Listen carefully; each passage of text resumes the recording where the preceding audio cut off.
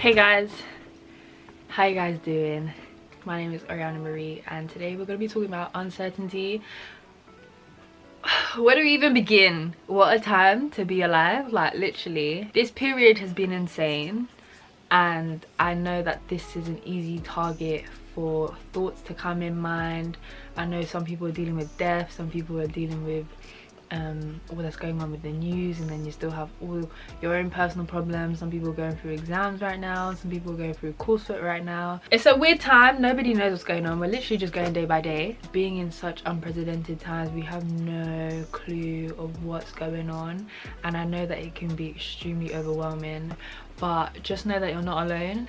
And I just want to make sure that your mental is cool, because your mental health is the foundation to everything. If you're not capable of going through your day, then I feel like anything that you have planned cannot be accomplished smoothly. So I just want to give you a few tips on dealing with uncertainty, and then hopefully these help you out, because woo, I feel like we all just need a break, don't we?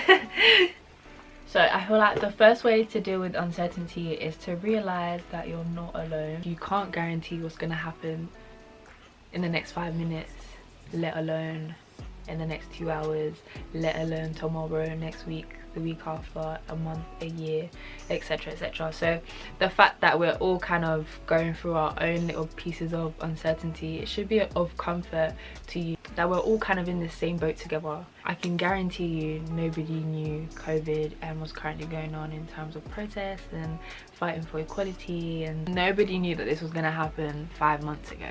So it's just good to go with the flow. My second tip is, if you are religious, then to get into strengthening your relationship with God, and I believe that he has a plan. So just reassuring myself that I shouldn't have any worries. I'm going to read you these two scriptures. It is Matthew 6:27, and it says, "Can all your worries add a single moment to your life?" That is in the NLT version. And then the Amplified version, it says, "And who of you by worrying can add 1 hour to the length of his life?" It's basically saying that by you worrying, you can't gain life. If anything, you're losing life, because you're wasting your time considering something that you're unsure of. That's just a few seconds that you've lost. That makes sense. That's basically what the Bible is saying. Worry literally does nothing for you.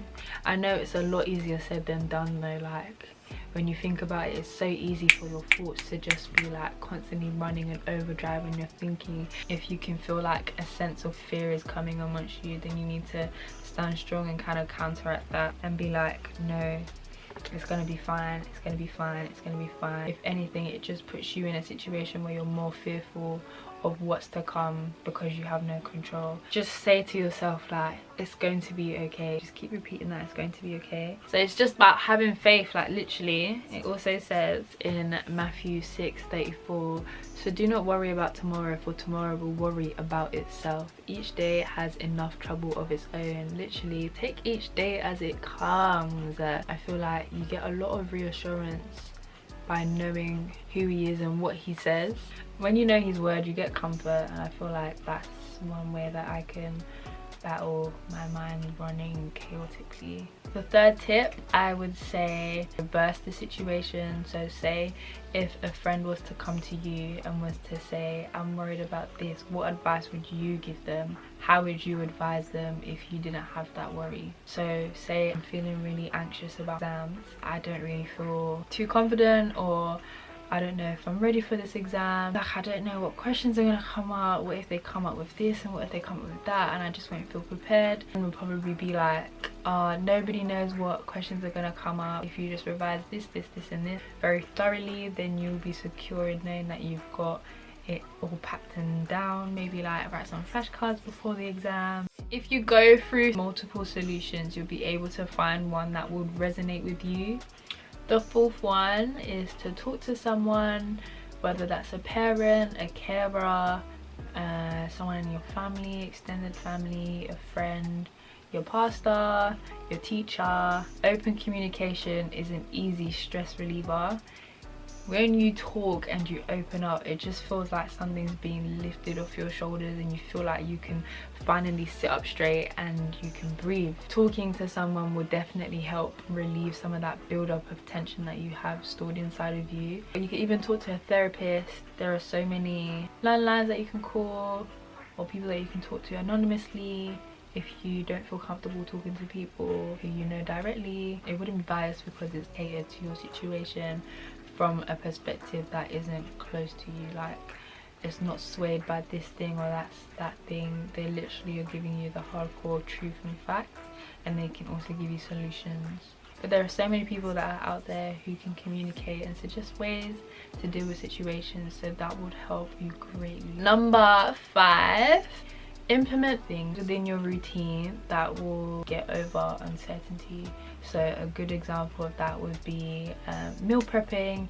That way I know throughout the whole week, these 7 days, or at least these 5 days, I'm gonna have this meal, this meal, this meal, all cooked out and set, and then I'm not worried about, oh, the next day has come, what am I gonna eat, or I don't have enough food, or blah blah. Planning in advance and implementing that within your routine way in ahead would be really beneficial.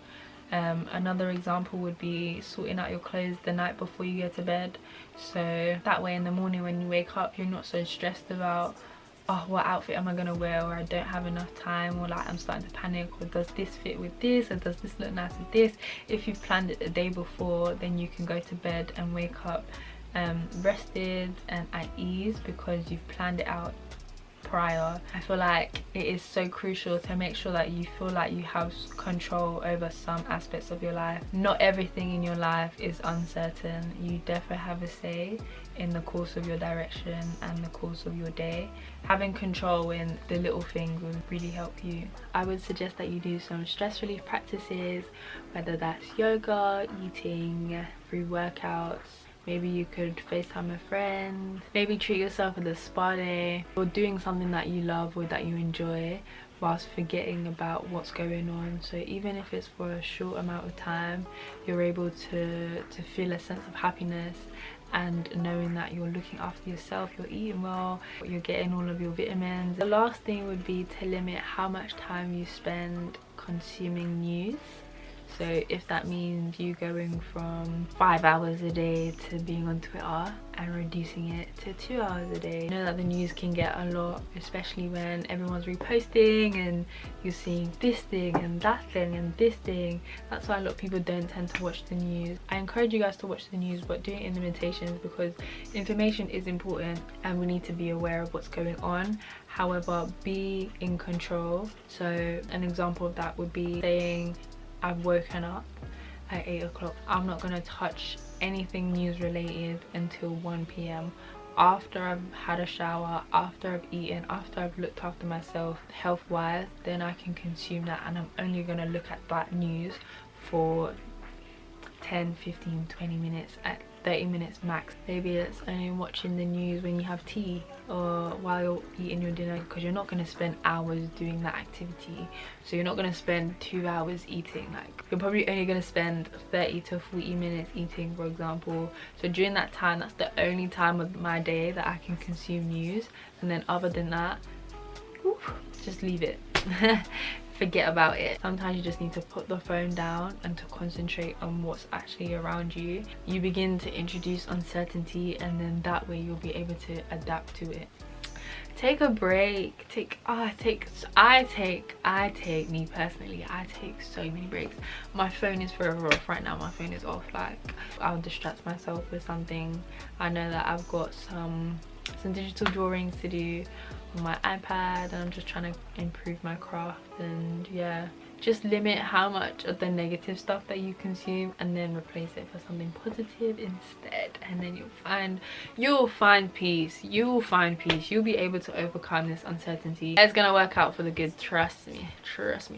Well, I hope those tips helped you guys. If it did, let me know which ones did in the comment sections below, or leave a comment sharing your own experiences of how you dealt with uncertainty, or how you're currently dealing with uncertainty. community, and just keep the discussion going down in the comments. And also don't forget to subscribe to United Students channel. Feel free to contact any staff from United Students, and also feel free to contact me, and I wish you all the best with your journey. You've got this. I always say this. I need to put it on a t-shirt or something, but you actually do have this. You have control, even though it may seem like you don't have control. Just believe that you can do it, and you will be able to do it. You'll be able to shock yourself. So mind over matter mentality, mind over matter. Yeah, wishing you guys a blessed day, and thank you guys so much for watching. Bye my lovelies.